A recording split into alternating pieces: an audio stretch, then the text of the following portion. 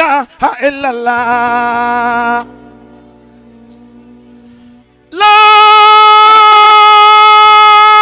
ilaha illallah. La ilaha illallah. An-Nabi Muhammadur Rasulullah. An-Nabi Muhammadur Rasulullah. An-Nabi Muhammadur Rasulullah. La ilaha illallah. La ilaha illallah. La ilaha illallah. La ilaha illallah.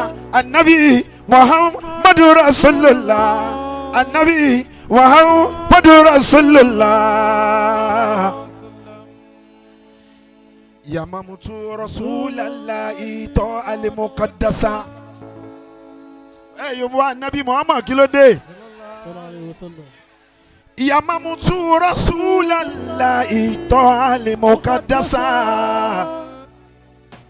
Aniniti wale andadi asilam muwassasa.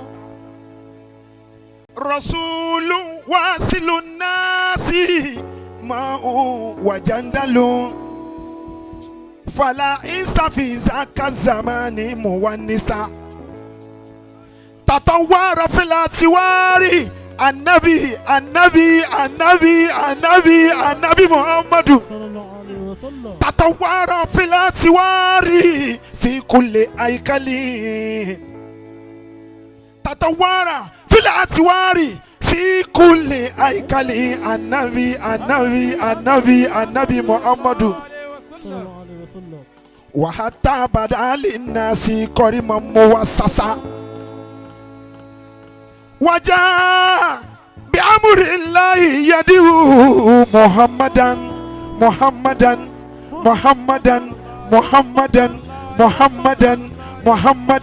Annabi Muhammadu. Waja bi amrillahi yadihu mubashiran nadhiran shakuran zakiran wa muqaddasa.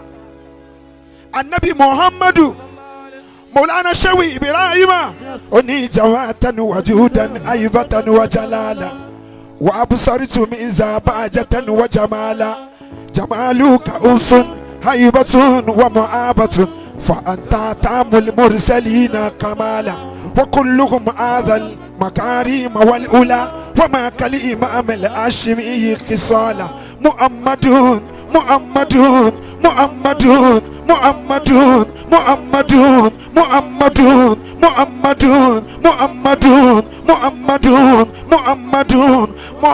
يا خير الأنام وسيلتي هباك إلهي من يفوت مقالا وأنت وعبد البهد والسود فانتهى إليك قديم رام منك منالا وعنيك يا خير الأنام وسيلتي منيلي لدى اليوم الرئيب نوالا وتيامني حبيك سرت مجمجما على البر والأجواء أروم وصالا تورياسكو أمو بدادي لوني شزيكري لا إله إلا الله محمد رسول الله.